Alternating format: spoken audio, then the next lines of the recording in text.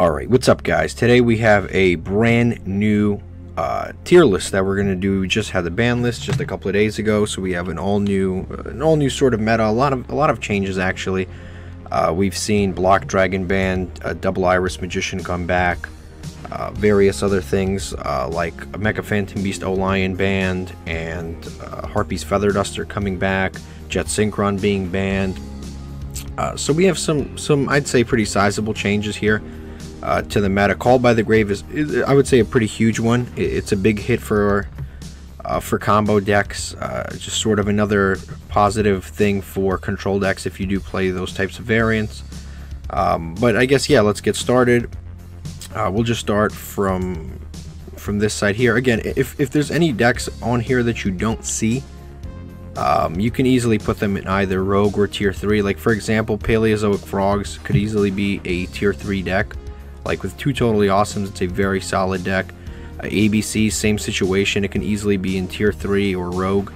It just depends on where it goes as the format develops. You can put those in either of these. To be honest with you, I think Totally Awesome and the ABC Buster Dragon should really be at 3 anyway. I don't think they're that much of a threat. They shouldn't even be where they are, to be honest with you. But let's get started. First, we're going to do Emancipators.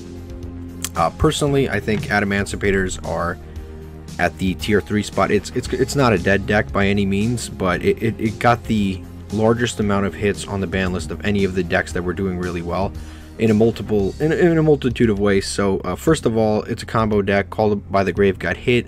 It didn't rely that much on Call by the Grave because it could go into a lot of the Kawaki Merus, but more importantly, Block Dragon banned is a serious problem for the deck, just because Block Dragon was a free +3 over and over and over and over for them. Like, every turn they went +3 because of Block Dragon, simply because you either attached it with the Union Carrier and then linked it away, and then basically you search 2 Emancipator level 2s and then you search 1 level 4 like a Gigantus or something.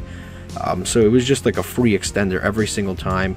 It helps you go into the Warlord Savage Dragon without even trying, like, every single time. But that was a seriously big hit to the deck. But the even larger hits are the Jet Synchron and the Mecha Phantom Beast O-Lion. Like, either of those would have been annoying enough for the deck. But now with those gone, it makes the plays a lot more difficult to make. But definitely the biggest thing is the Block Dragon being lost.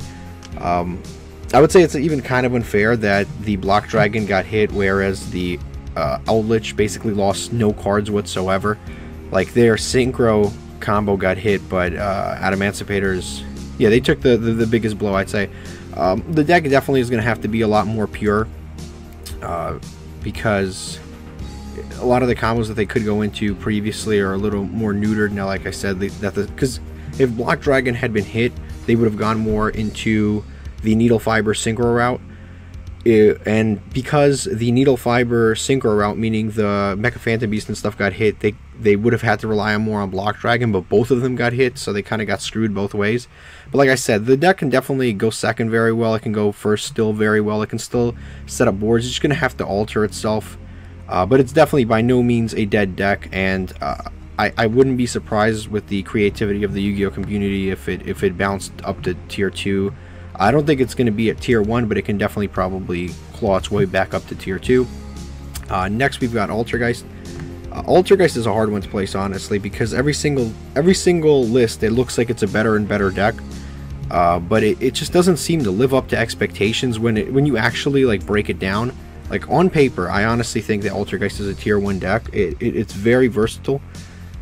It can go second, it can go first. Like, as a control deck, it can actually go second. It has some decent going second cards like Molisig and stuff. And it can even bounce going second if you set it up properly.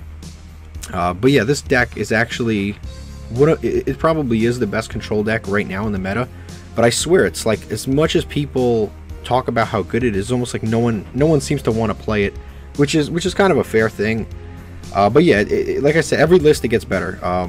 Multi-Faker last list came off. Now it's at 3. The deck is essentially at full power, full personal spoofing at 3, Molisig at 3. Basically everything is at 3. The deck really doesn't even need anything else. On top of that, now your opponent has lost 2 Call by the Grave, so it makes it even more difficult to play, because this deck can main deck so many hand traps. because it's not like a huge engine. You can main deck easily 9 hand traps if you wanted to, so it makes it even more of a frustrating deck to play against. On top of that, I think the only detriment to this deck in this list is the hit of the Harpy's Feather Duster coming back on the ban list. But to be honest with you, a lot of the Altergeist players that I know are either playing Anti-Spell Fragrance like PB, or they're playing some variant, Anti-Spell Fragrance, Secret Village, or Judgment. So they're gonna have something to prevent like one single card destroying all the back row. So I don't like it's frustrating having the back row being popped, but in reality there's so much protection for it that's really not even that huge of a deal. But on paper, I think it is a tier 1 deck, but like I said, not a lot of people seem to actually want to play this. Next, we've got the Cyber Dragons. I think this is a solid rogue deck. Again, rogue in tier 3, the lines here are very blurred. You can put them in either spot, to be honest with you. Of all of the legacy decks, it's actually probably the best, just because it can rip boards very easily. In terms of like, did the deck get better, did the deck get worse? I don't think that the ban list really had a huge impact on the deck, simply because like it's a going second deck. It struggles playing against control decks more than anything, and control decks are probably going to be more prevalent. There's probably going to be more hand traps, to be honest with you, and there's less Call by the Graves now. So I mean, Cyber Dragon, I would say it didn't get that much better, but it can use Harpy's Feather Duster, because again, it is going second, and the thing that bothers the most is the back row, but it's only at 1, so it's not impactful enough to really be a big deal. So I would say, yeah, it's fair to put it either rogue or tier 3. I think it is worse than Emancipators.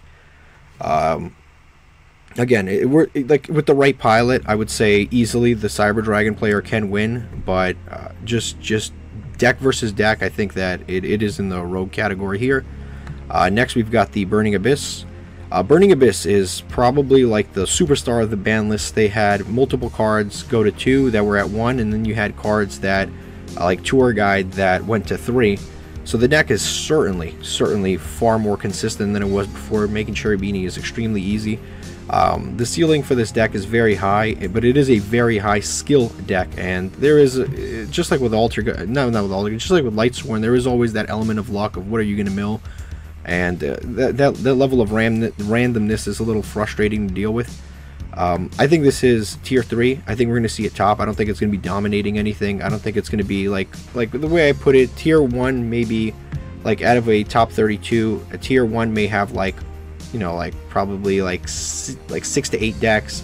Tier 2 may have like 4, and then tier 3 I'll have like 1 to 2 decks in the top 32, and then rogue will be like once in a while you'll see a deck that will actually appear in the top 32. So that's the way I sort of break it down.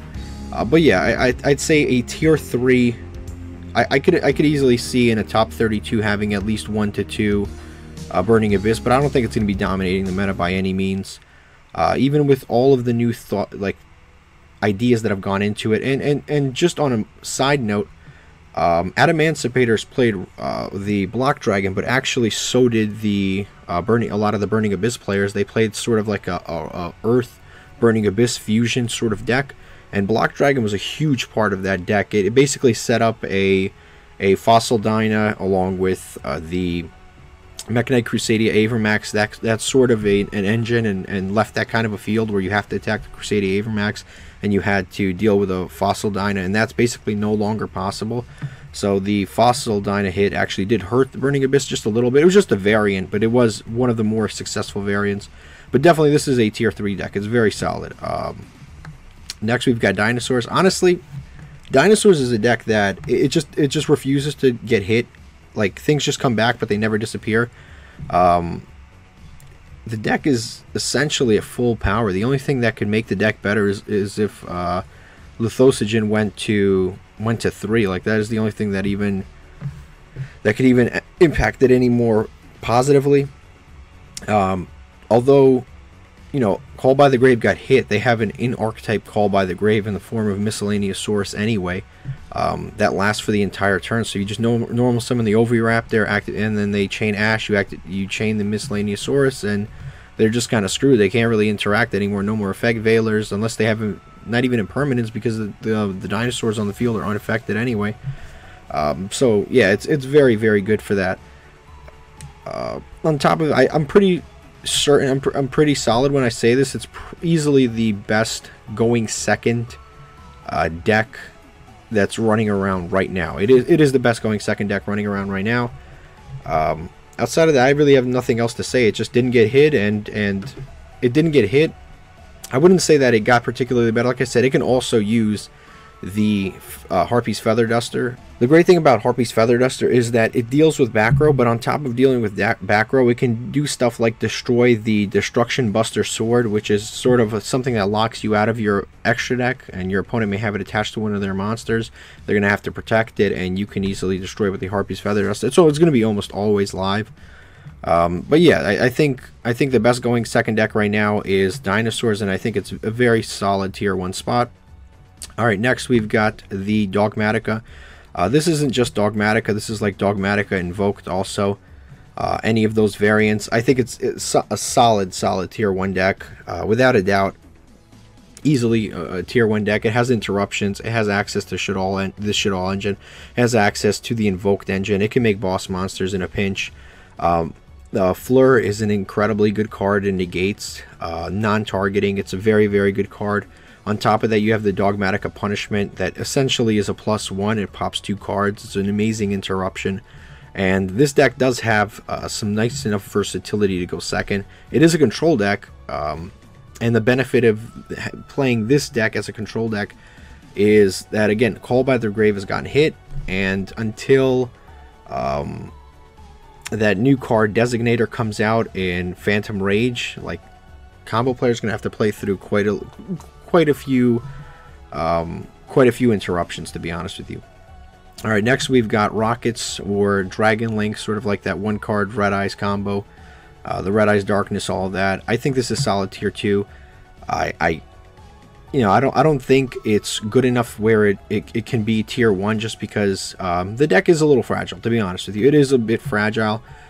Sometimes you ash an LP, or you impermanence a Red Eyes Darkness Dragon, and basically the turn ends, to be honest with you. And yeah, I think the deck just the problem with combo decks is they do have to go through all of their plays to end on something meaningful. So if you interrupt 2-3 things, it's basically over. Like, going second with this deck is incredibly difficult, and going first with all the hand traps that are probably going to be flooding into the meta, it's going to be fairly difficult. It is better, I think, than Emancipator in the Burning Abyss, just because it has a higher ceiling in terms of what it can summon on its board now. And also it has a lot more. It has a lot more of a grind game with just all of the various dragons and Tempest and stuff like that. It can help you win, even if your board gets broken. It can help you recover. But yeah, I think Dragon Link is a solid tier 2. Next, we've got another tier 1 deck. This deck is unbelievably good. It sustained almost no hits. Like, its Synchro engine got hit on the ban list, but in reality, you can just replace the Jet Synchron and tunings for copies of Righty Driver, and then instead of ending on Borload Savage and Herald of Arclight, you can now end on a Dragoon of Red Eyes and Herald of Arclight. So it's essentially the exact same thing, and in some ways it's actually better, because the Dragoon of Red Eyes will allow you to discard, put traps in grave, search during the end phase. Like, this deck, I think if I'm actually going to rearrange these in order that they are. So I think Eldlitch is, of all of the ones I put up here, is probably the best of the decks out of tier 1. So I'll put these in order just to make it like that. Yeah, I think Eldlitch is probably the best deck right now, because it's very, very resilient. Like, it can keep playing and playing and playing, and I think that's one of the most beneficial parts of Eldlitch, is that it has an amazing grind game. Like, it's almost as good as like old Sky Strikers, where they could just keep going and going, and it didn't matter that their first board wasn't that impressive. It's the fact that they can go +3 every single turn. So even during your turn, like, it doesn't matter if it's your turn or your opponent's turn, you're going +2, +3 every single turn, and eventually you are going to win. Like, even if the the trap card effects like Hakieros and Conquistadors isn't really that impressive. It doesn't matter because you're getting it for free. And the same thing with Golden Lord. Like, even though Golden Lord isn't that impressive, and at its best, it's a monster that you summon that can't be destroyed and it's 3,500 attack. You're basically getting it for free anyway, so that's what makes it so good. Then of course you've got the utility negate, and the deck is very splashable in other things. It's very splashable in Invoked, it's very splashable in Dogmatica because it doesn't use the extra deck. And if you do use the extra deck, you have so many slots available. So yeah, now this is pretty much the order. I do think this is probably going to be the best deck of the meta. Next we've got Generators. Solid rogue. You know, if I saw this in a top 32, I wouldn't be surprised. If I didn't see it in the top 32, I also wouldn't be surprised. I don't think, you know, I don't know if it's better than Cyber Dragon. Cyber Dragon's better than it. But yeah, if I saw this in the top 32, it wouldn't blow my mind. Like I said, the deck it's good, but it's got its problems for sure, and it has trouble dealing with Dragoon. Like, once Dragoon hits the board, it doesn't have a lot of outs to it. So, you know, we'll have to see about this. Next, we've got Subterror. This is another deck. I don't think this is tier 1. I think, because this is another one of those decks where it's like every single list, people say, wow, this deck got really, like, this is going to dominate the meta. People are going to really be playing it because it's just that good. All the other decks got hit, but the, you know, Guru Control got missed on the list. Honestly, like I said, I might even want to put this in tier 3, to be honest with you, because you really don't see this deck in a lot of top 32s, because people just don't seem to play it. It's like Altergeist. Like, people just don't like the play style, and you just don't see it that often in the meta. Like, even though on paper this deck got better because it plays a reasonable amount of hand traps, and on top of that, like I said, without Call Up by the Grave, combo decks are a little vulnerable. The issue is you just won't see that much representation from this deck. People just don't seem to like it, to be honest with you. Next, we've got Heroes, solid rogue deck. I don't think it's doing enough. I don't think it's doing enough where you'll see it a lot, like topping a lot. But I do think you'll see tops here and there. Super Poly is probably going to make a little bit of a comeback here, just because. Yeah, I think Super Poly might be able to make a little bit of a comeback. In the meta, there are a lot of fusion-based decks floating around. Dogmatica summons a lot of fusions. If they go to Eldlitch Invoke, that summons a lot of fusions. I think Super Poly may make a comeback. On top of that, summoning the Dark Law is actually really good against the meta. If you look at all of the breakdowns here, Dark Law is very good against Eldlitch. Dark Law is very good against Dogmatica, because if they can't send anything to the graveyard, it's very difficult for them to resolve the other effects. It's very good against, like, it's basically good against all the decks I mentioned above here, except for maybe Guru Control. Guru Control doesn't really care that much about the graveyard. Definitely Burning Abyss cares about the graveyard. Dark Law beats a lot of the existing meta, so if they don't have an easy out in hand for Dark Law, it's going to be pretty tough to play through. But outside of that, I don't think it's like I don't think it's consistent enough where it can always win. It can OTK and it can set up a reasonable board, but it doesn't set up a board that is scary enough. I think it's just not the board that Heroes set up is just not scary enough where they can actually win as consistently as the decks above. Also, their grind game is a little bit lackluster, to be honest with you. Next, we've got the Noble Knights, which, to be quite honest with you, are pretty much, I'd say they're around here. Actually, they would even be here. Noble Knights got hit to a certain degree, but to be honest with you, they got hit, but the combos really just changed. I think the biggest hit to Noble Knights is actually the Call by the Graves going to 1. I think that is a bigger hit than losing the Mecha Phantom Beast O-Lion and the Jet Synchron, because you do have alternative plays and you can still hand loop fairly easily. Look at your opponent's hand. You have a lot of information. The good thing about the Smoke Grenade, like a good thing as in positive for the deck, is that it gives them so much information. So when you set up just a 2-negate board and then you Smoke Grenade at the end phase, you discard the card that you're really worried about, like a Kaiju or a Sphere Mode or something like that, And then on top of getting rid of the card you're really worried about, you know what their hand is, so you already know what to negate, which is probably the scariest part about the Noble Knight deck in general, because then you can't really misplay. Like, you look at their hand, you say, okay, they have a Lightning Storm, and they have an Evenly Matched. Now I know what to negate. Like, I don't have to worry about the other cards because I'm just going to negate those two, and I'll be fine. So there's no nuance, there's no playing through anything. Once you set up that board, you look at their hand, you get rid of a card. Now you know exactly what to negate with your Borreload Savage Dragon, maybe a Herald or something. But yeah, you already know what to negate. And their one card combo is actually fairly disgusting. Like I said, they really only replaced one thing. You can still go into Isolde, and you can still do all of the incredible plays that you could do before. Next we got Madolche's. I think this is a solid rogue deck.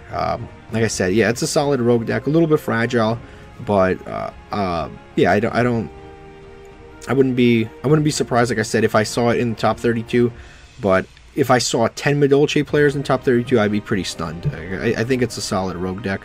Orchest, ooh, this one, I think this is at the top of tier 2. I don't think that it's like busted, but it is significantly better, especially with the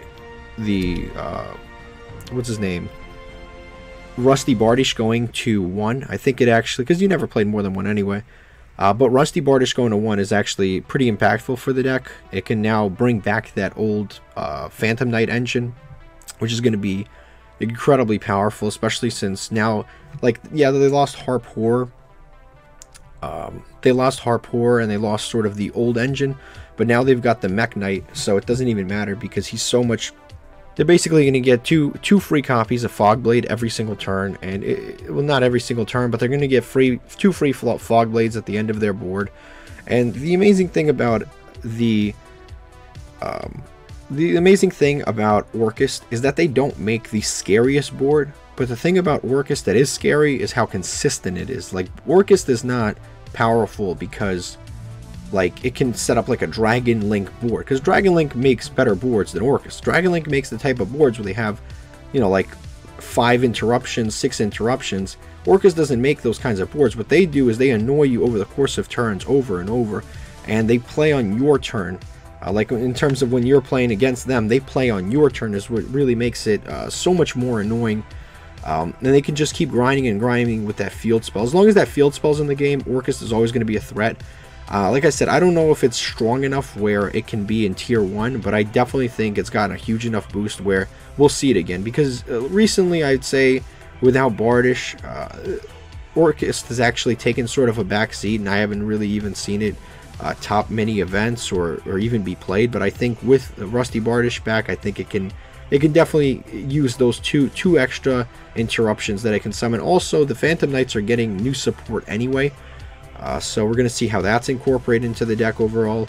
The scary thing about this deck is that it did just get hit in the OCG, whereas in the TCG it's doing pretty much nothing. We'll see. Like I said, we'll see where Rusty Bardish takes it.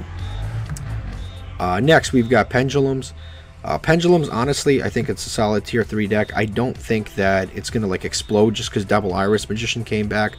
The only reason that it would be tier 1 or tier 2 is if like Electromite came back. I think that would be an aggressive enough difference where you could actually, you know, see a serious impact in the deck. Like I said, it can still make incredible boards, but you know, I think people sort of overrate how much it can actually summon, especially with how interruptible the deck is. I think people sort of talk up this deck more than it actually is. Like, don't get me wrong, it is a good deck, but I don't think it's going to be like I said, can you honestly tell yourself that there's going to be out of a top 32 8 to 10 pendulum players in top 32? Like, I just can't see that happening. Like, yeah, there's going to be probably 2 or 3, maybe 4 pendulum players in a top 32, and the deck is certainly better, but I think it would need significantly more to be like tier 1 again. Next, we've got Salamangrates, solid tier 2 deck. No matter what people say, like, the only what do they have hit on the ban list? They pretty much have. They have the XYZ monster, which, you know, it sucks that it got hit for them, but I mean, you know, it didn't actually really impact the deck all that much.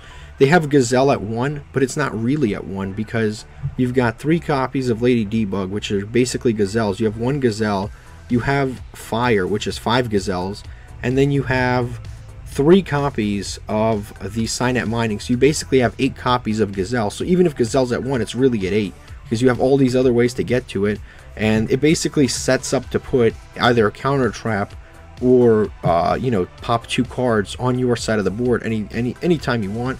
Also, this deck got significantly better when Access Code Talker came out. Access Code Talker changed this deck just because it can pop cards so easy. Like, this deck goes into Access Code Talker so easily. It's disgusting. Like, it really is. They can at any time OTK you, and this deck's grind game is insane. Like, its graveyard grind game, they can have basically 1 card. They can have 1 card on field, and then all of a sudden they have a Link 4 out of the blue, because they have that between the Falco and the Foxy and the Gazelle, and you add back the Gazelle every single turn anyway. Like, it'll just keep reoccurring and reoccurring and reoccurring. This deck will easily outgrind you. It'll easily outgrind most of the games, like most of the other decks. I don't think it can outgrind something like an Eldlitch, but it will outgrind the majority of decks. On top of that, it has in-archetype graveyard protection. Like, it does so much. But yeah, I think it's solid tier 2. This is Shadal's. I'm guessing Shadal's Invoked. I think this deck has taken a solid backseat recently, just because I think Dogmatic Invoked is just so much better than Shadal Invoked. And on top of that, the Dogmatic Invoked is playing a small Shadal engine anyway. So, like I said, it's difficult to say that it would be better to play it's better to play the Dogmatica deck with Invoked and Shadal than it is to play just the Shadal deck with Invoked. Like, it just doesn't make sense. It's just so much more powerful. It can summon Wind on your opponent's turn, and it has the punishment and stuff like that. It just has so much more to use. But yeah, I think it's still a pretty solid deck, though. Don't get me wrong. It is solid. As a matter of fact, I think it's probably better than Emancipators without Block Dragon and the Mecha Phantom Beast and Jet Synchron and all that. So I think it's there. Next, we've got Sky Strikers. People are like excited about Sky Strikers. I think tier 3, honestly, tier 3. Like, yeah, they have 1 more Widow Anchor. There's, you know, now you have a higher likelihood to draw into it.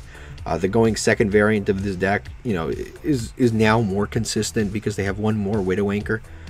So, you know, and they still have 3 Mystic Mines, so you can still play the going second variant with the 3 Mystic Mines and the evenly matched, and it's still very powerful. But the card that really took this deck over the top is actually the Sky Striker Engage. Without Engage, this deck, I don't want to say it's bad, but it's just not as consistent, and understandably, because that card, number 1, searches.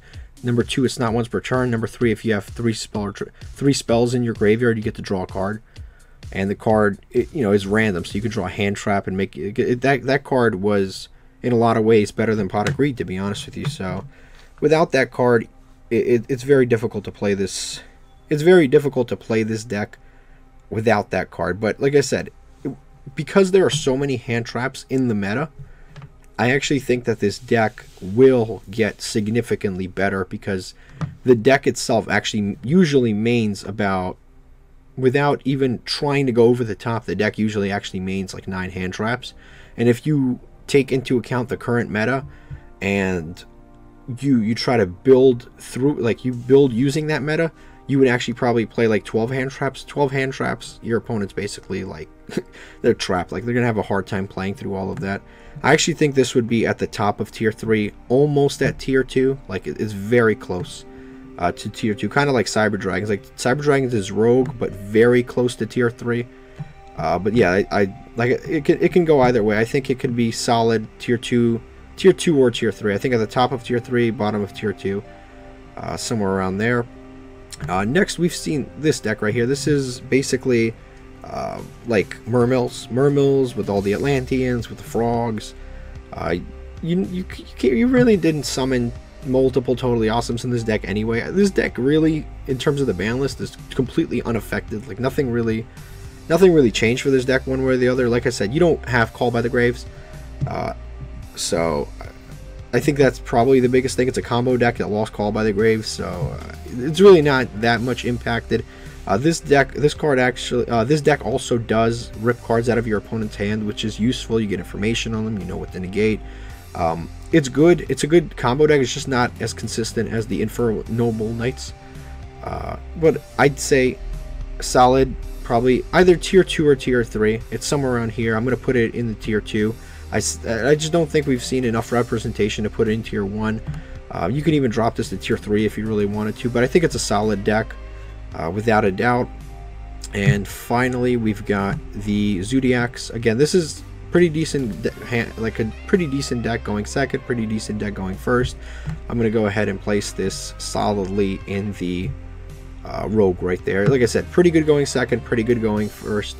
Significantly worse going first. It does summon the monster that's like unaffected by everything, the Infinite Track monster that you use XYZ monsters to summon. It's pretty hard to out. But outside of that, the deck is it's missing a lot. The positive thing about the deck is that it can abuse Pot of Avarice. But outside of that, the deck is a little.